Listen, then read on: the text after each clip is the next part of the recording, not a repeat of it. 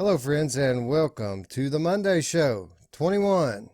I am your host, Wes. With me, as always, my good friend Roots. Roots, how's this Monday treating you? Good. Kind of daunted with the week ahead of me though, just because it's work and I don't want to work. I want to play VR, but I'll get through it, I think. Yeah, with my change in schedule, we're kind of always at the opposite ends of the spectrum. I'm coming home when you're going to work. You're going to work when I'm coming home. But all in all, it's working out for the best because more free time for me is more free time for the channel. And while you're at work, the work goes on back home. That's right. Speaking of which, we finally did it, man. We've talked and talked and talked and talked and talked and talked for months about how we have to get on this backlog, man. And we managed to finally do it. That's what we're doing today on the Monday show, the backlog report. Roots, I really enjoyed it. What about you? Yeah, me too. Isn't it sad that it takes 2 full weeks of nothing coming out for us to finally get back to our old games? Because we kept saying that, yeah, let's go backlog, and then something would drop out of nowhere, and everything gets pushed back. So it was good because I actually went into not only a couple of games that I wanted to go back into, but a couple games that I've had that for at least for several weeks that I haven't even tried yet, and so that was kind of cool. Yeah. We couple of weeks off from new releases. We finally get a chance to attack the backlog, and then looking ahead into the next week, probably going to be another daunting week of content. Cryptic hints, Hmm. cool stuff coming. Stay tuned. But yeah, we had a chance to go back and get into the backlog. Now, for me, my backlog itself is a daunting prospect, and I spent probably as much time trying to decide what I wanted to play out of all those games than I did actually playing. You did something that surprised me for about a half a second, and then I thought about it, and I was like, well, it really makes sense. And you attacked your PlayStation VR backlog. Yeah, and that was one of the things that I don't know what I guess it's the PlayStation in general. I just for some reason it always takes a step second. It's always behind my PC, and I thought, you know what, there's a lot of stuff that I really need to get to, and specifically games that, like I said, that I just got weeks ago and I hadn't even tried them, and they're really good games. But the first one that I wanted to attack, and I did a good job, Wes, but I somewhat failed because I still didn't finish it. Was Astrobot Rescue Mission, and I just this game is so good, and what really got me to want to go back into it for real is I went into my account after I let people use my PlayStation last week, and I noticed that like 4 or 5 of the levels had been played that I've never seen before, and I was like, oh fuck no, like on my account. So I had to go back and play those levels again, and I really it got back into it, and I got to the very last boss, and there was that something in me that really drives Mamefan crazy. I didn't want it to end, and so I just didn't finish the last boss, and so it's still going, but it was real. I really fell in love with this game again. Yeah, dude, this is one of the best VR games, period. The everything about this game is pretty much perfection. First of all, from a graphics and sound standpoint, beautiful, right? Looks as good as any PC platformer that I've ever played, right? Yeah, and I'm blown away again just by the difference in the PlayStation Pro versus the Slim, and how good the graphics look, and like that last section of levels, man, my lord, they were so fucking cool, man. Even that, swimming away from that shark that's coming out, as you're trying to go through that. They're just things that it blew me away again, and I was like, man, this game is just so good, and I really feel like everybody that shits all over platform games in VR need to play this, because it's the best platformer game I've played. So Yeah, that shark battle was almost as difficult, if not just as much so as the final boss. Even though the final boss might be a little bit longer, of a battle. But that shark thing was tough, I wasn't it? wouldn't doubt it because it was so tough, Wes, that I legitimately thought it was the last boss. I thought I'm Oh, finishing the last boss. I'm doing it, and then I finished it, and then some weird cloud thing came up there, and I was like, oh fuck, that's not the last boss. It surprised me because it was a bitch. It took me like almost an hour of playing it, dying several times, walking away because I was ready to, you know, I don't want to smash my VR. I was tempted because it gets frustrating. But then I finished it, and then I thought, wow, that would have been dumb. I would have had to go out and buy a new VR. So it kind of throws you back to those the feeling you used to get playing those old platform games, right? You'd get frustrated, like to the point of pulling your hair out, and then it's a double-edged sword because when you finally do beat it, such gratification, right? yeah, and that's the thing, man. It makes me realize that, and this is not a knock at the younger generation today, but man, when it comes to gaming, man, you guys are fucking soft, dude. Like the shit that we had to play, like even just Pixel Ripped. I've heard people bitch about Pixel Ripped because it's the old school way of like having to fly through levels and not mess up and jump at the perfect time. And like we did it, and you guys are kind of doing it. So no, but this is definitely one of the, in my opinion, must play games. And if Sony and PC ever do come together, I think this game will be amazing on the place or on PC. So Yeah, I think about this often because we do have PS5 coming, with all of this, high end PC level specs. I'm kind of trying to envision how this game can get better, because it's already so beautiful. I mean, what could they do? There's no aliasing in it. There's no really foveated rendering that I noticed. I guess there's a little bit of aliasing on some of the later levels, but I mean, uh, I struggle to think of substantial ways that they could improve this. yeah, not outside of Astrobot 2, which would be amazing for made for PlayStation 5.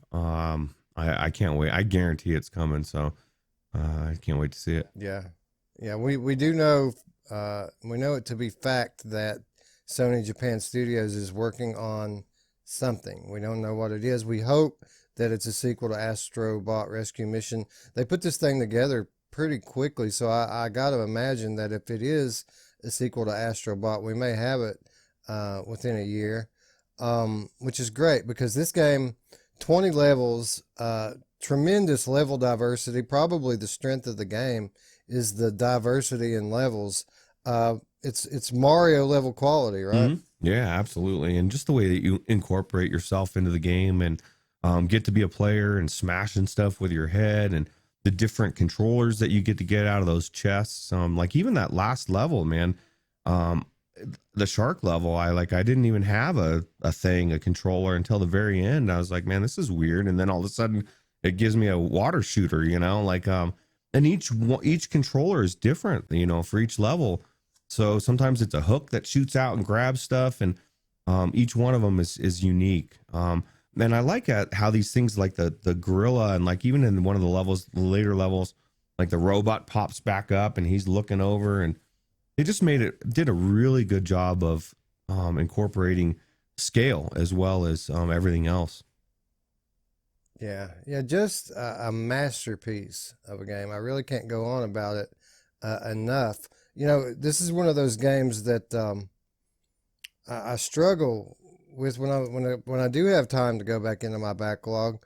A lot of the times, I just want to go play games like this again. I've already beaten this game twice, start to finish, and now I have my capture card. I want to recapture it in full 1080p HD for my channel, but man, I've already done it twice. I've got so many other things that I haven't played. It's difficult. I have to make myself not play this more. Yeah. Well, have you got all your robots? Like Every one of them, every okay. robot, every chameleon. I have not played any of the challenge stages yet. The challenges that you unlock.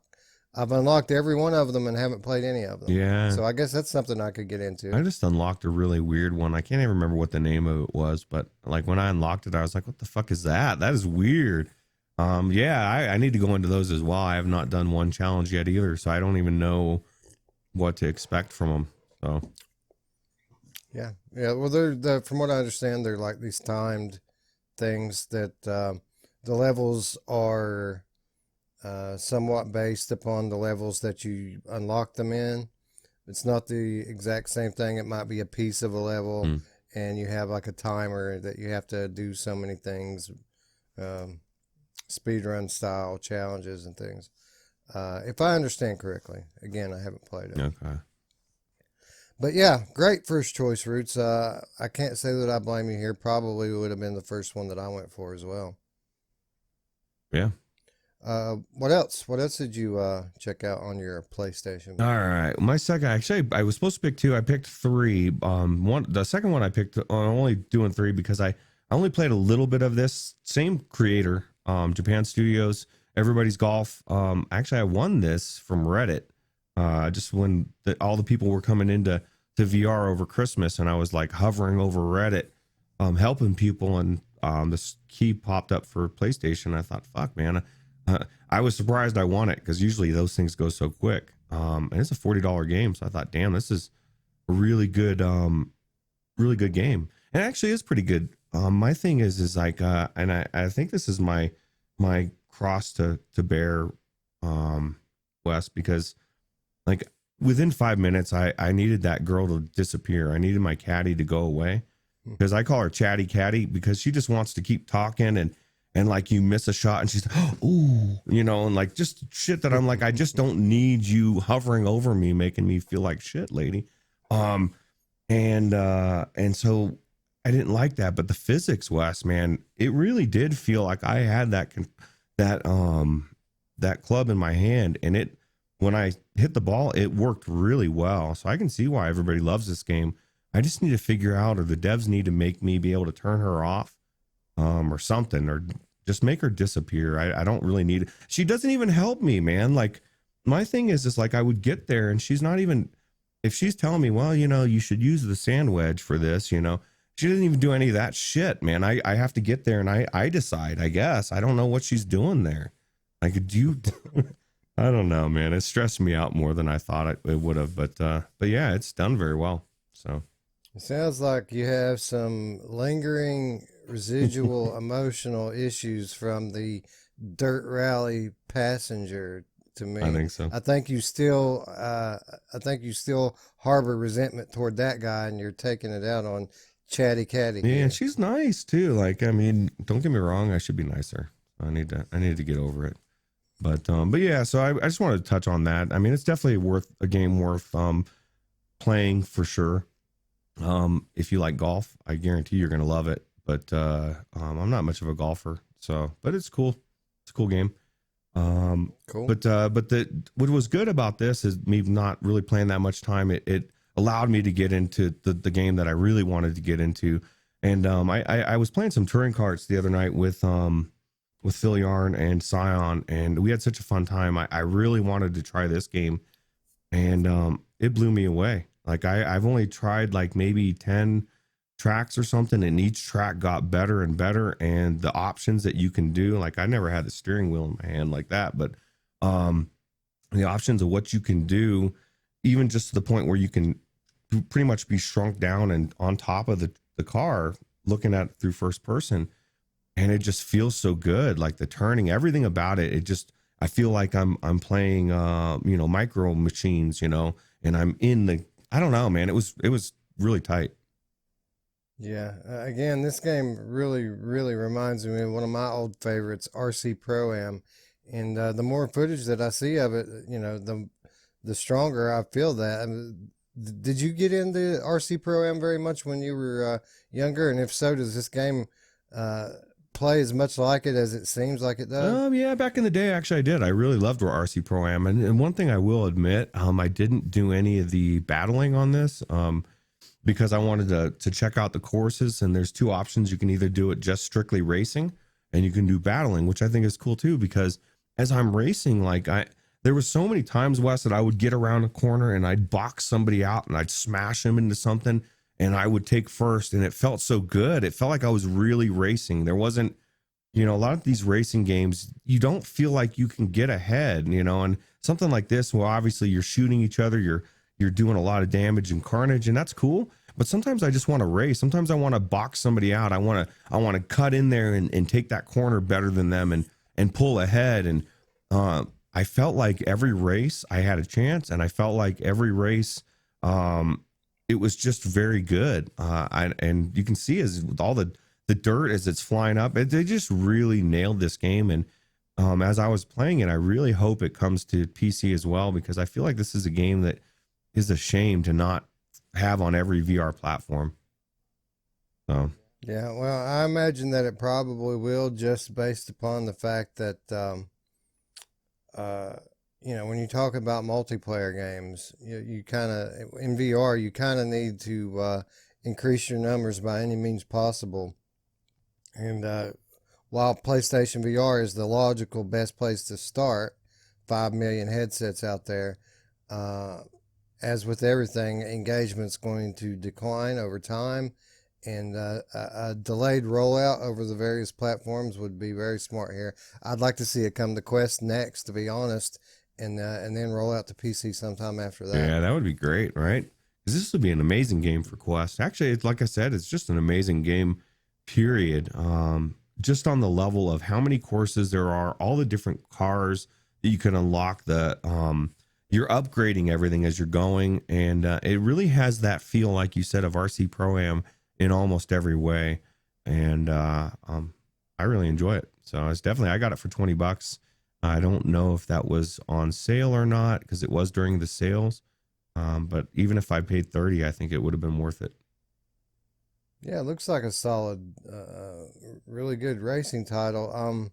Was it have like 50 tracks or something? Yeah, like something that? like that. I mean, I know that I didn't even feel like I was even close to being able to see everything. And then the options, man. Sometimes you want to zoom up. That was one of the things I didn't like about Blaze Rush is I wanted to be in on top of the car. It's great to be from a above overview, but sometimes you kind of want to be in it, right? Especially in VR.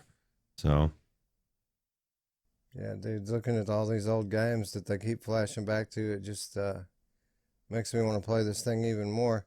Yeah, awesome. Another great PlayStation VR title. You've pretty much sold me on it here. I want to play it now. yeah, definitely. Well, I want you to play it too, because then that means we're playing it together, dude. Like if we can get even just a good core, that was one of the highlights of my week. And if I wasn't focusing on PlayStation VR, I would have done touring carts, because like 3 people playing together was amazing. But if you could get a full room of 8 people in this or any racing game, man, it would just be a trash talking fun time, man. Because we were Scion, Phil, and I were trash talking each other the whole time, and it was just it was a good time. So Yeah, sounds like it. Friends in VR are always the best. That they make a good thing better, right? yeah, absolutely. And you can be a cop car, man. Who doesn't want to be a cop car in a race, right? Well, especially a battle race. You can't escape from justice. That's right. That's right. All right. So yeah, awesome. It sounds like you had a pretty fun week with your PlayStation VR. Yeah, absolutely. I kind of went the opposite way with it here, and I stuck with PC VR this week. I did have a chance to check a couple of different titles out. First of all, one that I've been hearing a lot of people talk about lately, and that is Layers of Fear VR. I did go into this for my third stint, and this game's getting interesting, Roots. I wouldn't say that it's getting scarier. Probably if I had any complaint about the early part of this game is that it's not very scary. It's dark. It's extremely dark. Violent tendencies and profanity on display with the story. Even a little bit of gore, even if it is implied. But as far as what's going on in the game, aside from an occasional jump scare, which are very effective, by the way, they're good jump scares, they work. Not very scary yet. And again, I'm still in the process of making my way through the game. I feel like I'm kind of halfway through it.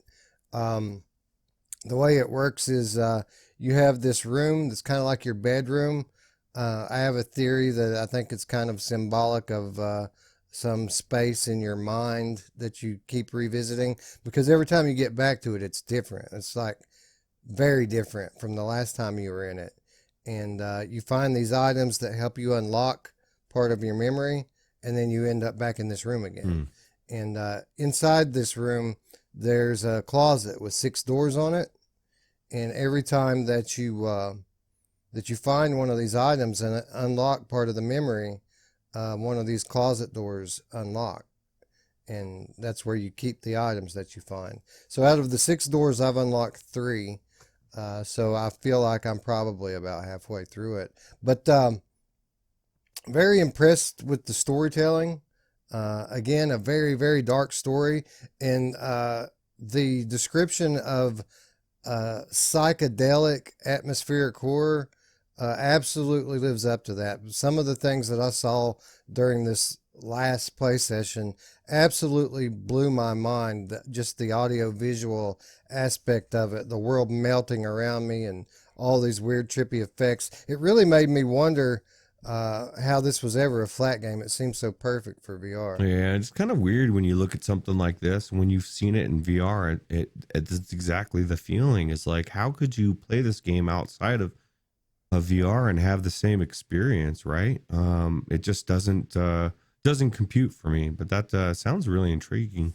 As far as everything going on, I know everybody in the Discord's been really raving about this game, and for a lot of reasons. But I mean, even Alex is really getting into it, and he's starting to really come around to horror games. Although, like you said, that after playing Resident Evil 7, this is just I would imagine it's not that scary as far as jump scare wise, but most games aren't these days compared to that. So Yeah, it's just a different type of game completely from Resident Evil 7. I know they're both considered horror games, but they couldn't be further from each other as far as the actual gameplay goes. Um, but yeah, what's really cool about this game is it is so surreal. Um, you'll find rooms changing all around you. You're pretty much playing the role of a psychopath who's lost his mind, and uh, you're trying to repair a broken mind. And the more you repair it, the more you remember these horrible things that you did, and you start to understand why this guy ended up going crazy in the first place. Um, Again, these are early impressions. If you want to know my long form thoughts on it, as I form them, you can click this link up here and watch the video. Yeah, I'm really digging this one, Roots, and I feel like this one probably deserves one more good shot from you, because you need to get through. You need to get through that door, man. You didn't even start playing this one yet. I know, isn't that funny that it's like really, you like you said, all the good shit started after that door. So yeah, I will go back into it. And, I want to see what you're seeing, so it's worth it to me. There was this one scene. Seems like all the coolest scenes happen in these very long corridors. You go through a door, and there's this long hallway that seems like it goes forever. And periodically there will be candles placed, lit candles. And there was one time where I started walking down this thing, and I started hearing some weird stuff in my ears. And then I walked a little bit more, and like the picture started to separate. You started seeing double and triple of everything. But one of them had like a red tint, one had a blue tint, one had like a green tint, and everything was just kind of starting to separate. Like the reality started to come out of focus, and it got all weird and psychedelic, to be honest. Another time I went down this hallway, and there was windows all down one side and a wall all down the other side. And it was storming outside, so there was flashes of lightning through the window casting shadow on the wall, and you start to hear this lady crying. And as you walk up to the windows and look at the lightning flash through the window on the wall, and you could see the silhouette of the Mm. girl crying. And if you got close to it, it would throw you on your ass, like throw you 10 feet away from it. Wow. It was Sounds cool. like a real like haunted house, you know? Yeah, yeah, a lot of that, a lot of catching shit out of the corner of your eye, and by the time you look at it, it's gone. Stuff like that, Mm. just stuff that kind of creep you out. Creep factor 10, just not like fight or flight. There's none of that fight or flight fear like Resident Evil 7 has. Okay. Yet, I need yet. a rebuke button is what I need if I'm going into some weird spirits and stuff. I'll rebuke the hell out of them. So. Well, I think what you're going to find, and again, I could be misreading it, or the developers could be misleading me. There could be a twist, you know. But at least at this point in the story, it seems like I am the monster, and you know, only time will tell. That's kind of weird because that means you're Um, throwing yourself on your ass, and I don't even know how that happens. well, I mean, I've seen crazy people do crazy Yeah, things. true. Yeah. You know, in the second game, I decided that I was going to go into was actually Westworld Awakening. But on my way in to play Westworld Awakening, something caught my eye, Roots. Mm. And it was one of those spontaneous things. Um, Rez Infinite is one of those games for me. It's one of those nostalgia games from back when you first tried VR. You had a few different things that you tried, and now when you think back on that experience, you get this warm, fuzzy feeling about it. Rez Infinite's one of those games for me, but at the same time, I've never played Rez Infinite before. On the PlayStation VR demo disc, there's a level from Rez in it, and it's level 4, I think. And I played through it and loved it. Never went back. I ended up, yeah, I ended up, you know, years in, I ended up buying it on Steam so that I could play it, and I never played it. And, you know, when I was going in to play Westworld, Rez caught my eye, and I thought, you know what? I'm going to play Rez. Because this game is brought to us by the same developer that brought us Tetris Effect. It has that same kind of visual overload that Polybius gives you. The way it works is you're kind of going into this computer mainframe visualized, and your job is to defeat the viruses that are contained therein. But the way you progress is you find these level gates, and when you shoot those, another layer gets added into the visualization. And the way you make it to the end of the level is by adding 10 layers in. So by the time you start getting to like 5 and 6, this thing's getting really crazy looking. By the time you get to 10, it's just nuts. And they tie in a bunch of philosophy and spiritual and emotional philosophy stuff into the game and the meaning of it, especially when you get into the later levels. I pretty much played through this thing, Roots. I died on the what I think is the last boss fight and stopped playing it. But man, I had a blast playing this thing. That's kind of crazy. I'm watching this and I know I've played it, but I don't feel like I've played it, which is weird because I must not have gone in this very far like you. And it makes me want to check it out because, you know, layer upon layer, especially getting to that 10th layer just sounds insane. And I can already see just from this, I think this is layer 2 or something. It's already getting crazy. And there we go. Oh, that's 5. So yeah, so I think I'm gonna check this one out again as well because I don't know enough about it. As I'm watching this, I'm like was watching thinking what is this? You know what I mean? Like, and I know I've played enough. I should recognize it, and it tells me I need to go in and play it. So, Well, let me say this. First of all, I highly recommend it. Of course, this is a legendary game. Not, I mean, even before VR, people love this game.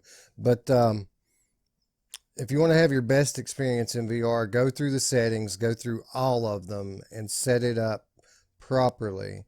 because there's a lot of settings in this. And for example, the 3D effect, it isn't maxed by default. Hmm. You have to turn it up. Um, the cursor that you use to aim, by default, you can use both. Like you can use hand aiming or gaze based. Uh, and what happens when you have both enabled is that you just end up using the gaze based anyway.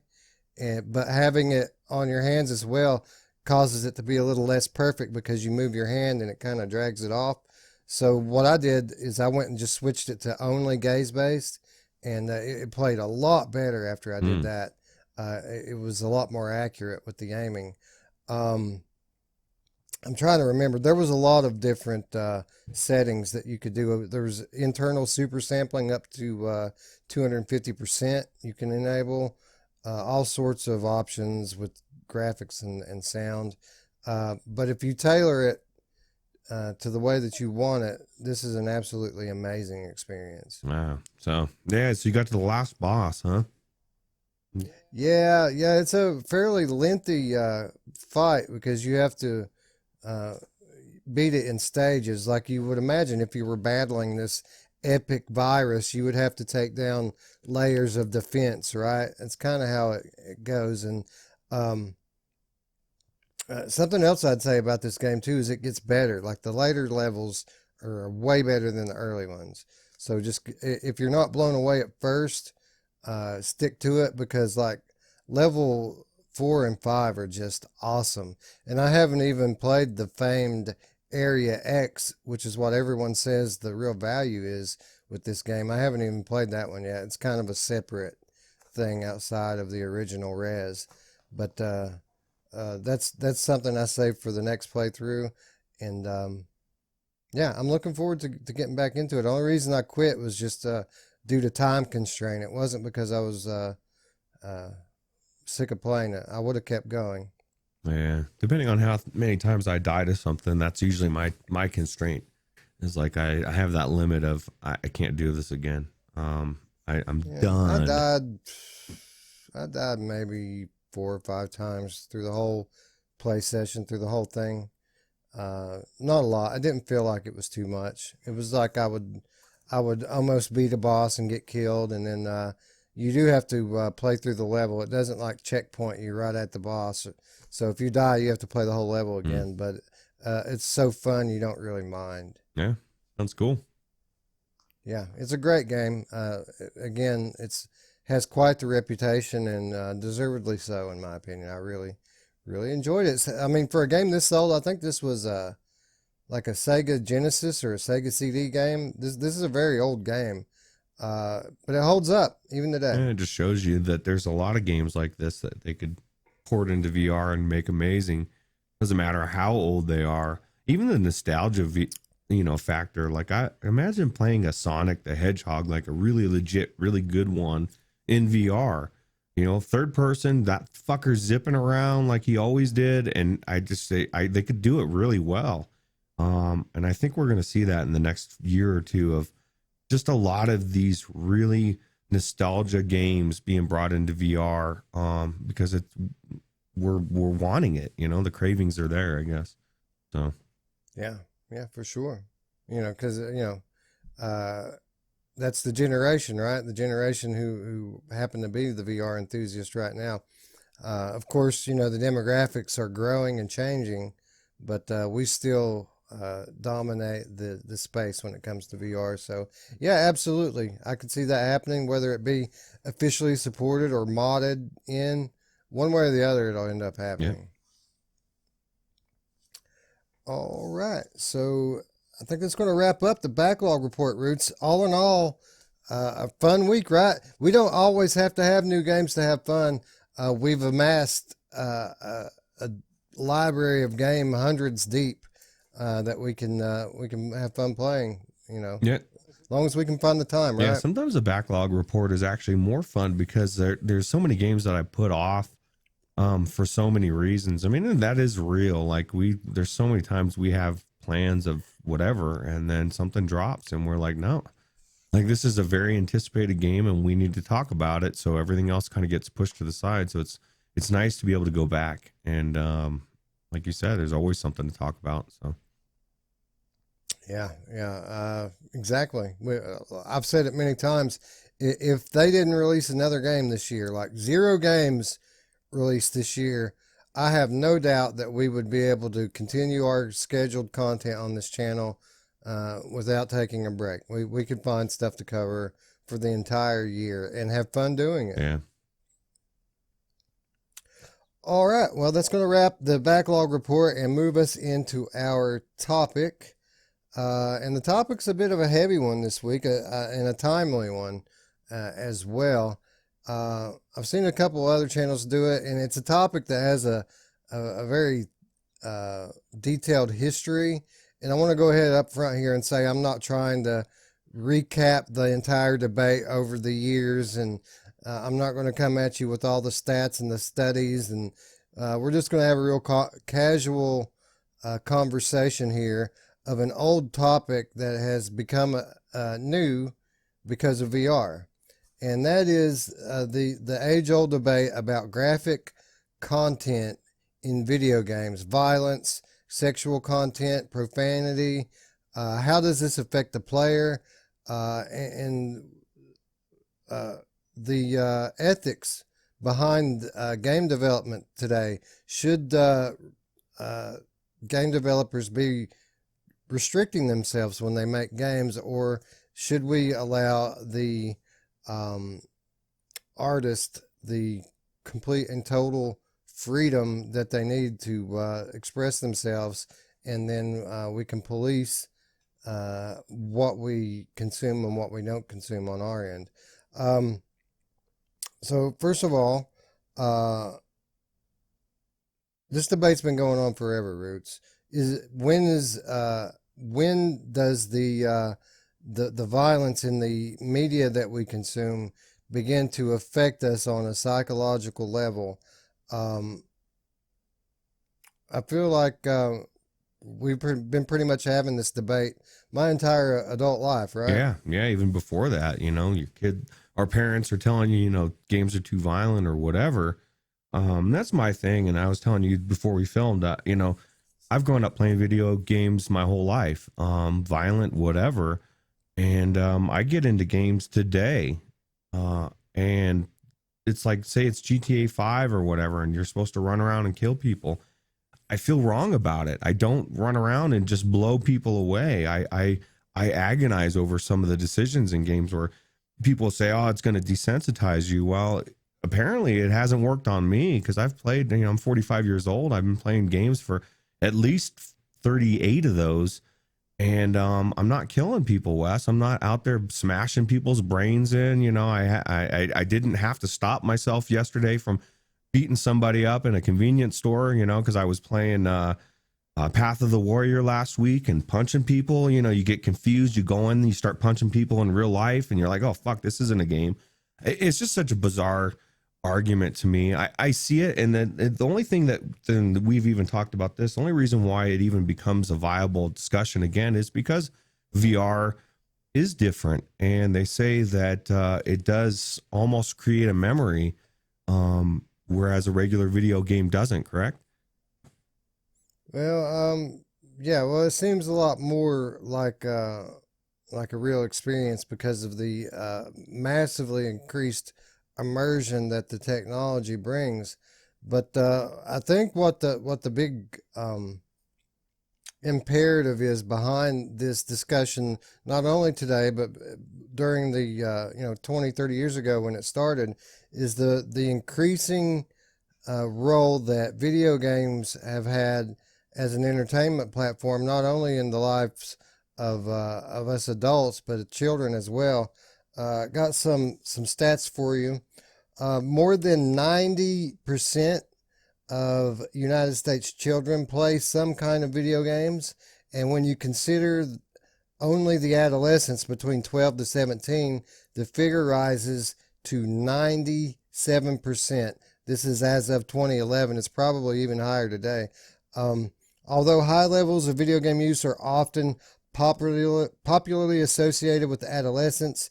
Children younger than 8 who play video games spend a daily average of 69 minutes on handheld consoles, 57 minutes on computer games, 45 minutes on mobile, including tablets.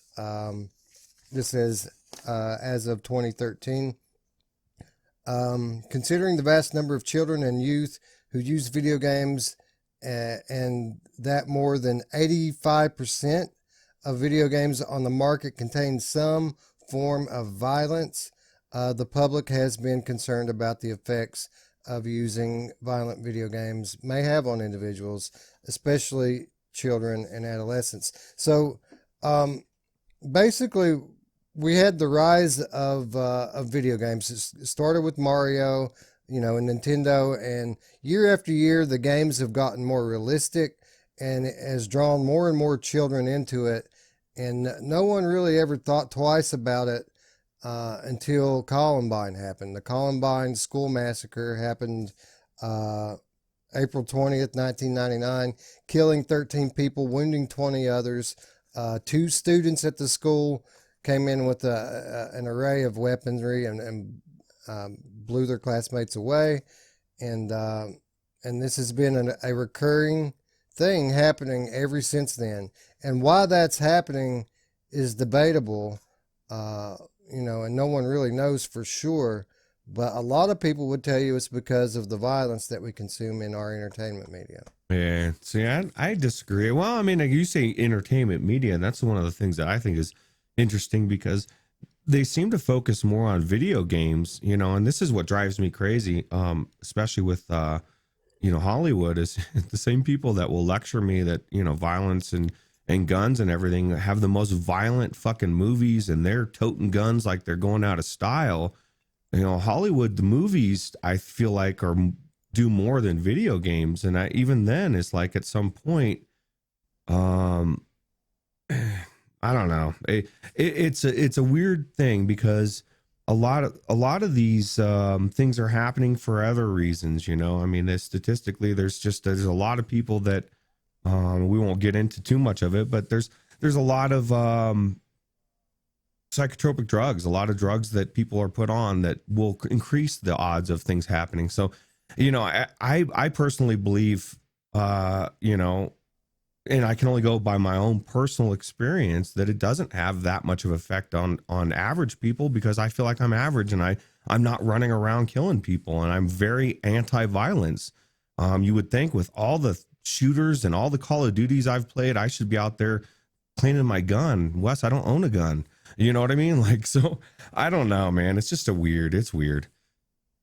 Well, let me stay. Let me first of all say that I agree with your opinion here, and not just when it comes to video games. With all entertainment media, it's all kind of the same thing. Movies and video games, it's all electronic entertainment media.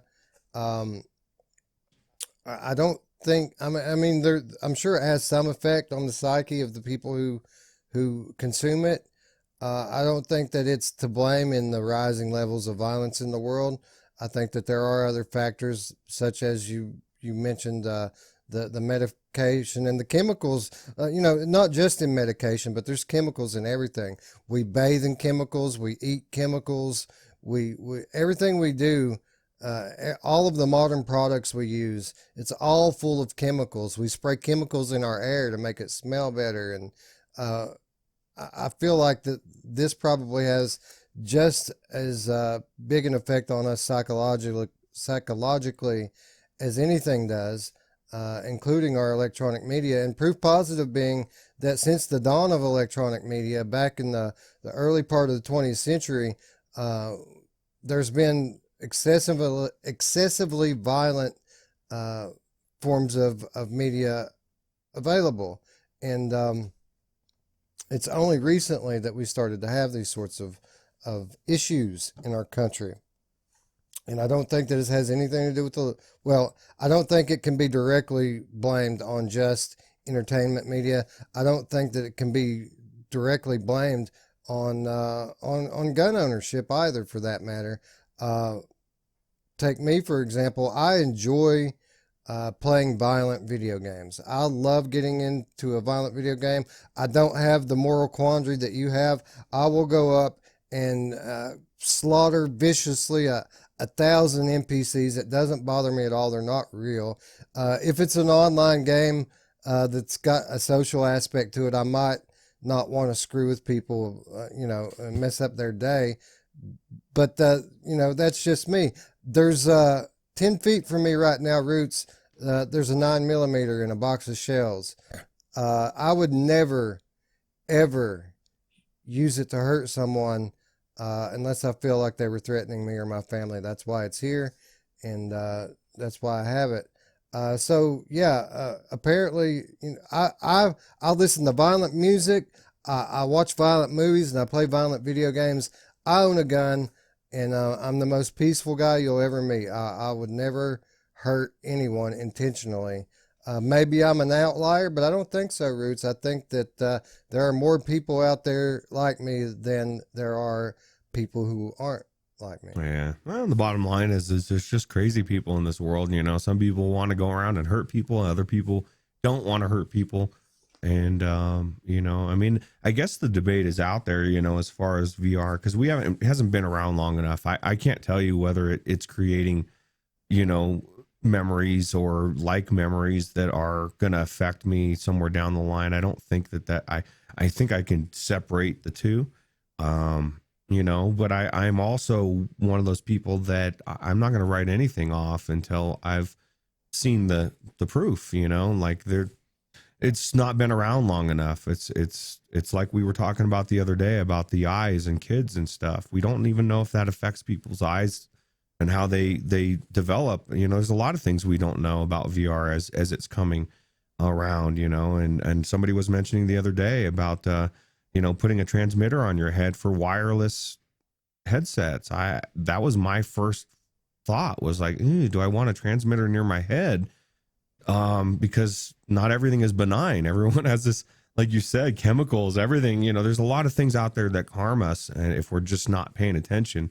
And maybe VR does affect people in some way down the road, but right now I don't see enough proof or enough evidence to see that that's the truth. And after 3 years or almost 3 years of playing it myself, I don't feel like I've changed any. So okay, well, before we get to the modern technology aspect of the debate, let's back up a little bit here and just I have a question. Let's assume, and again, taking the technology out of it altogether, we're just talking right now about electronic digital entertainment. Okay, movies, games, the whole deal.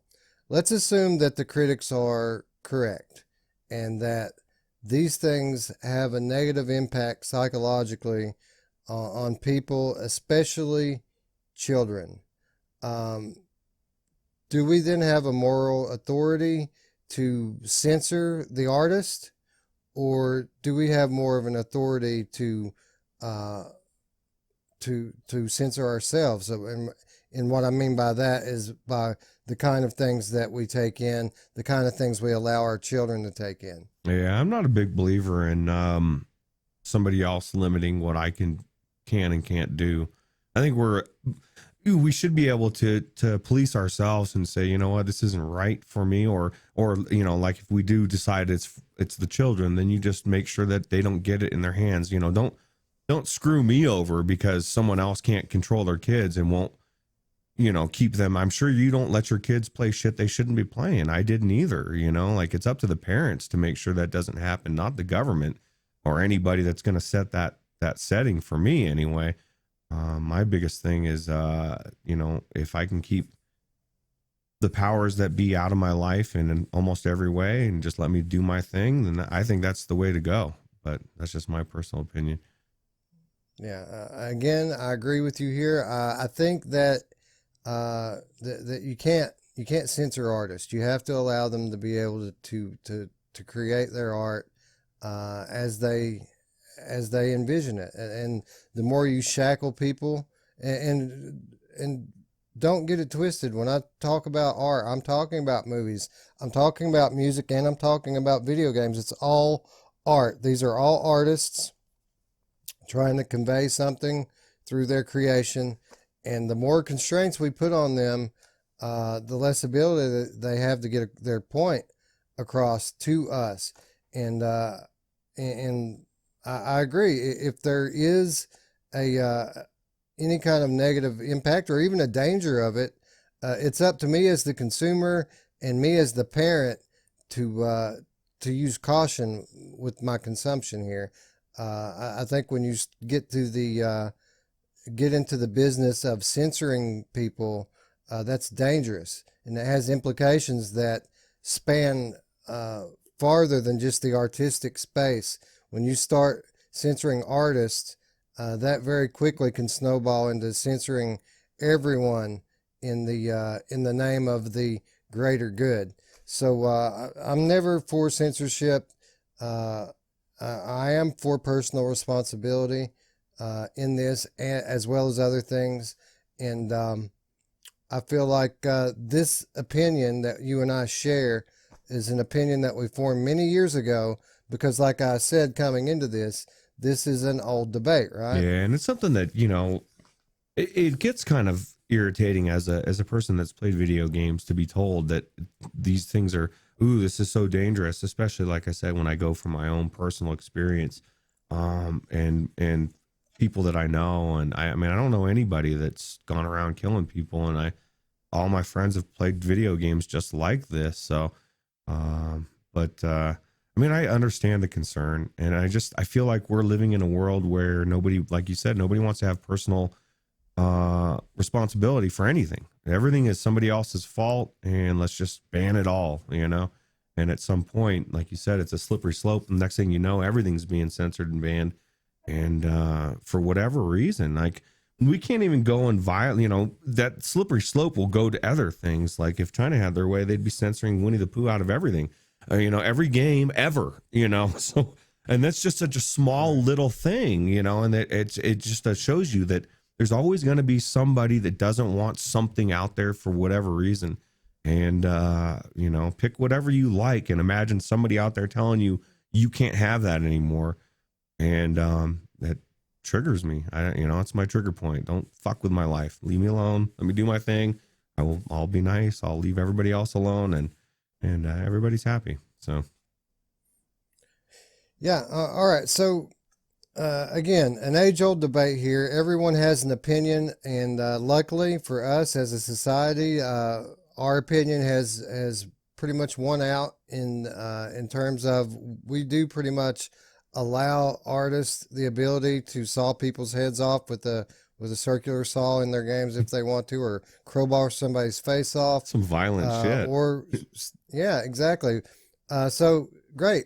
This is allowed to take place in our video games. And again, when we're talking about these specific types of games, it's all kind of cartoony and doesn't look very real anyway. But then we start to look at the dawn of VR, a new technology that isn't so cartoony. Well, it is, but that doesn't matter because all of a sudden now we're not looking through the window anymore. We're in these worlds. We're not pushing a button to make this happen. We're holding the gun. We're aiming down the sights. We're pulling the trigger. I feel like the debate today is a different one.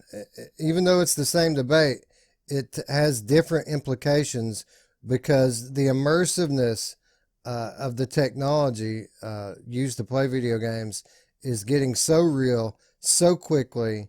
It's not quite the same thing anymore, is it? No, it's not. And I was thinking about this yesterday when we were talking about the topic. You know, Westworld is a perfect example of what they foresee where this would lead, right? You know, how somebody gets corrupted, a totally normal person goes in and over time becomes a murderer. And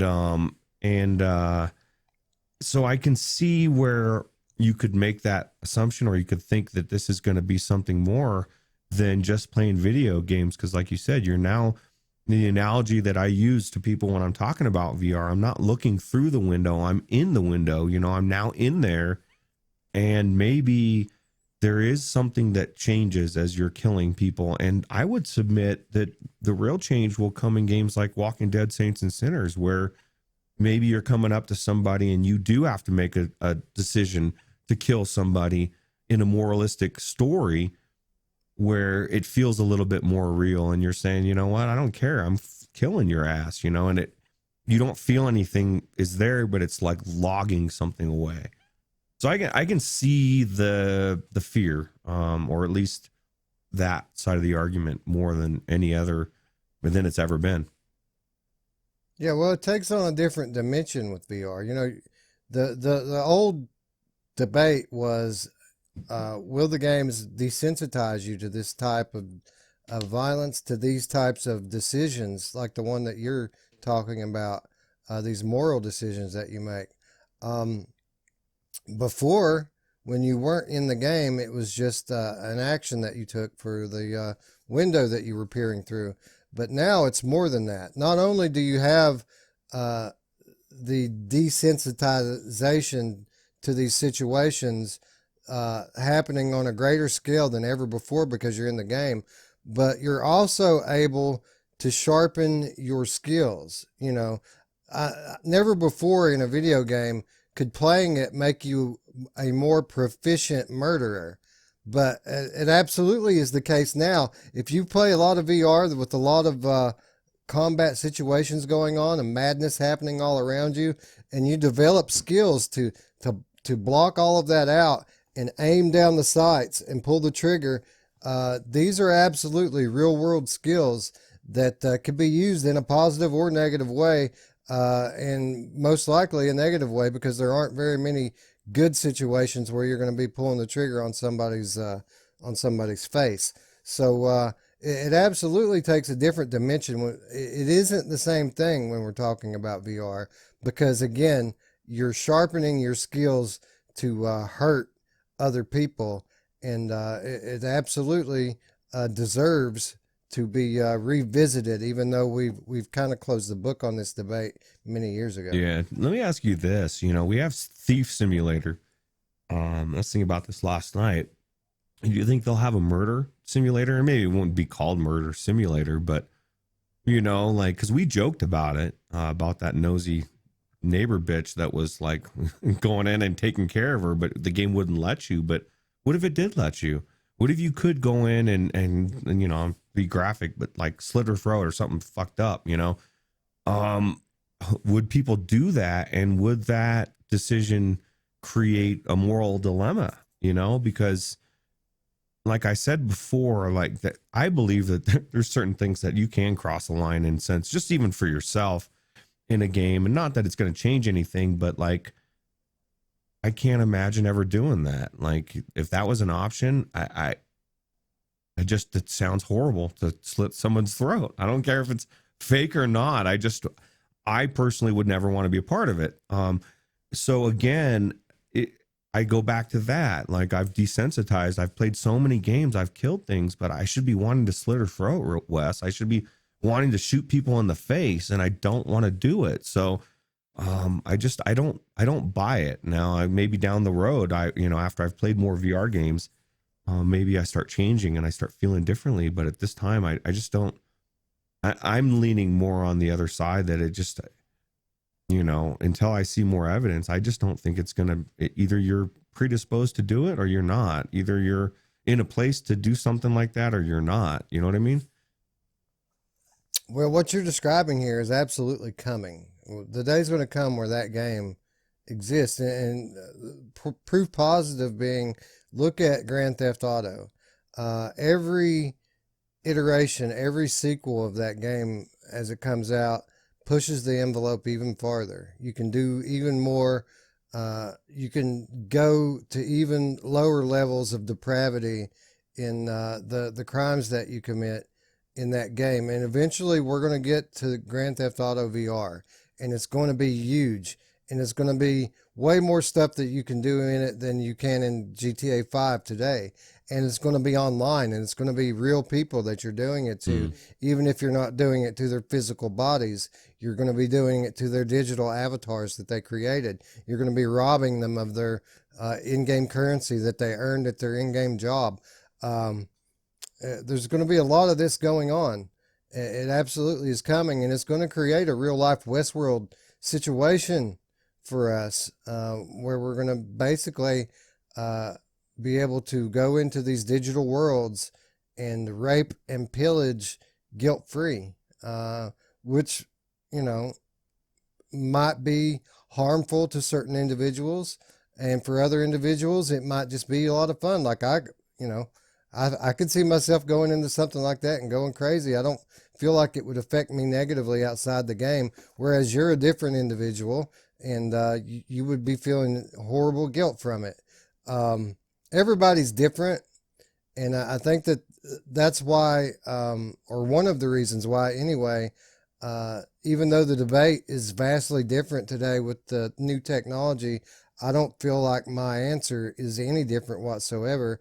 I feel like it's up to the individual to control their consumption, to be good parents to their children, and I don't feel like even with the greater immersion, I still don't feel like we should be censoring our artists in any way. Yeah, no, and especially if it's going to be such a hypocritical thing, you know. It's like people will say we need to censor this, but like I said, in Hollywood, it's like the big focus is the games, but nobody says anything about the movies or what's on TV. I would submit that does more than the games do.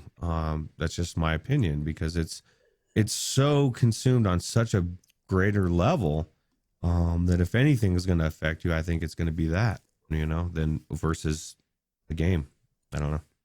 Well, it's all the same in my eyes. I mean, the games, the movies, it's all digital entertainment. And if you see censorship in one, you're going to see it in everything. Again, like I said a minute ago, censorship is a slippery slope, and it pervades one thing, and then it just moves outward to everything else. That's why we have to be careful what we allow those who know better than us to do. The more power we allow these people, the more power they take. So I don't believe in very much of it at all, if any. I think that we should police ourselves when it comes to these matters. And, you know, if something's truly depraved and deplorable, you know, again, I feel that most people are good people, and we'll call it out, and it'll just fail because of it, you know. Yeah, let society decide, you know. If it doesn't do well, then it'll just fade away, right? Right. So, last week we had comments from the head of Respawn Entertainment, Vince Zampella, and this is what he had to say. He said, as fidelity gets better and VR becomes more immersive, you kind of feel like you're there. So this kind of goes back to what you were just saying. And that translates to, am I harming another more realistic looking human? He says that's something we're going to have to be very wary of. When you know that the setting is life and death, and it's a historical thing, while you may be causing harm to other virtual humans, you're doing it for the good of other virtual humans. In that simulation, it's something that was valuable to our world. So what he's saying is, actually, VR, it goes both ways. Yeah, you may be having these violent situations, and you may be seeing these violent things happen. At the same time, you're getting a broader perspective of the sacrifices that were made in our past, the history of our country. He's saying that that he specifically believes that, yeah, this is something to be concerned about in VR, so that it's important that if you're going to do these types of games, that they take place in a historical setting. And Roots, a lot's been said this week about this guy's comments, and whether or not we should be concerned and be censoring ourselves. But in this case, This is different because we have the artists censoring themselves, and if they feel that they can convey their art and help by holding back some aspects of it, then I'm all for it. I just don't think that it should be controlled from an outside perspective. Oh yeah, well, especially if you want, like you said, or we were saying. I mean, if it's too gory or too crazy, you're going to limit your sales as well. So, I mean, I just I go back to, like I said, not wanting to be limited. Because it's there's so many things, man. Like you can't even buy fucking soda in New York, and like just weird shit, like it starts with stuff that sounds good, that sounds very viable, and then all of a sudden all these weird shit laws start getting passed, and you're like, man, I can't go out on Sunday anymore. Like I can't walk down the street. I can't, whatever weird stuff that comes down the road. It starts with limiting people on something, and I'm just behind self um censorship. Censor yourself versus other people, like you said. So. Right. So it looks like we formed our opinions on this years ago, like I said, and despite the technology making the conversation a viable one once again in this generation, our opinions have not changed very much. Leave the art to the artists. Let's not censor others, but instead censor ourselves and control what we consume. And the bad stuff will kind of all get sorted out in the end. Now, that said, we just did an episode a few days ago, Roots, where we're looking at ultra high resolution displays. We've seen recently leaps and bounds being made in lifelike character avatars, facial expressions, all of these different things, progress being made to make the experience more real. Furthermore, we're starting to see now brain interface technology where the game and your brain communicate through your skull rather than just through the five senses. And we've got chip implants coming, and we've got AI coming, artificial intelligence, and that's going to bring about a whole new set of issues into the public consciousness. So even though we've kind of made up our mind up on this debate, I feel like this is one that we're going to have to come back to again, because we can't really foretell what the technology is going to bring. But one thing is for certain, as we continue on into the future, the technology is going to increase at such a rate that the day may come where we very may well have to rein people in just because of the profound implications of the artistic medium. Yeah, because at some point, like, like that movie, the Purge, like if they have a game like that where you're running around raping, killing people, doing anything that you want to everybody, I just said there's certain things that I just don't know that would be a good game to be in, at least for me. And then, if you start seeing really, really dark, bizarre stuff coming out, I believe in God. So if you went in and you like had a literal devil worship game or something, I'd be opposed to it, and I mean, it's just me personally, but there's just certain things that I think that certain people are gonna to have a problem societally, and I think that discussion will come up, whether it be like the Purge or whatever. There's going to be things that obviously will be crossing the line, that obviously won't be good for collectively for the society, and that's where the debate it'll be weird. It'll be a weird time because you're running into that point of now deciding and censoring things. So as I'm saying, I don't want to be censored. I feel like at some point there is a point for it, and finding that point is hard. So, well, I mean, yeah, there's a point for everything, but that wasn't so much the thrust of the comment that I made, more than just the subject matter coming to such an offensive point that we feel like we need to censor it. more than that, I'm talking about the technology itself getting to the point where the the the the game itself becomes hard to differentiate from reality in the future because the technology gets so advanced. Right. So I'm not really talking about different subject matter than what we've had. I'm still talking about violence. I'm still talking about sex. All of the stuff that we're debating about today's current games. But what happens when the technology is hard to differentiate from reality? What happens when the EKG. EEG on the back of your head is manipulating your neurons to make you not only see and hear things, but feel them and smell them? When it becomes that real, I think we're going to have to revisit the same debate on the very same things. The violence, the sex, all of that ego-driven stuff that sells so well. Yeah, I guess that is a very legitimate point when it gets to the point where it's hard to tell what's real and what's not.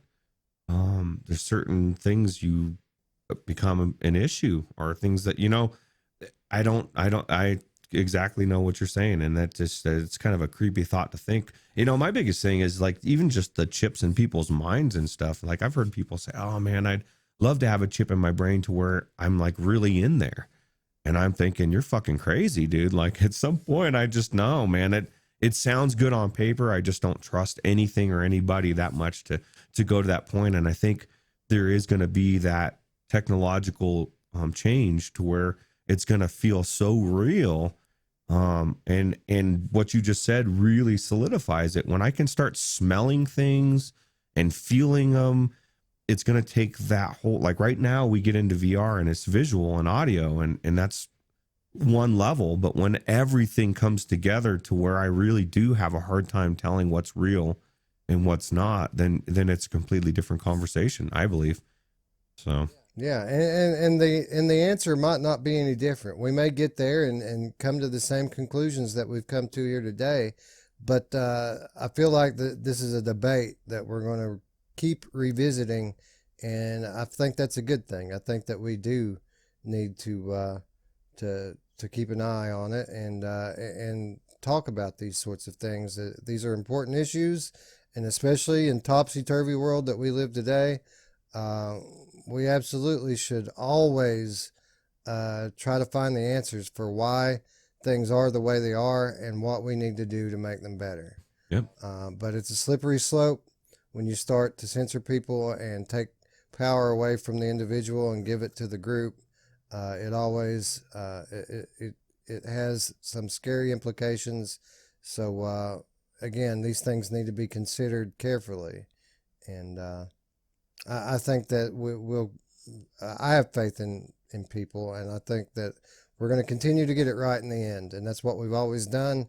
That's what we're going to continue to do. And at the end of the day, there's more good people than bad people, and that's always going to win out, right? Yeah. Yeah, I agree. All right. I think that's going to wrap up the Monday show. Be sure to let us know what you think. Are video games becoming too real? Do we need to rein in game developers and have them, you know, keep themselves in check based upon the strength of today's technology? Be sure to let us know what you think in the comments down below. You can also click in our description. You'll see an invitation to our Discord. The conversation continues there. Always. Ruuts is always in there. I'm always in there. Our ever-growing community is always in there, continuing the conversation. So be sure to check that out. And if you're new to our channel, please consider subscribing. It helps us to grow, and the more we grow, the more access we have and the better content that we're able to provide for all of you. That said, friends, we'd like to thank you all for watching. And for Ruuts, I'm Wes. We'll see you tomorrow, friends. Bye-bye. Take it easy.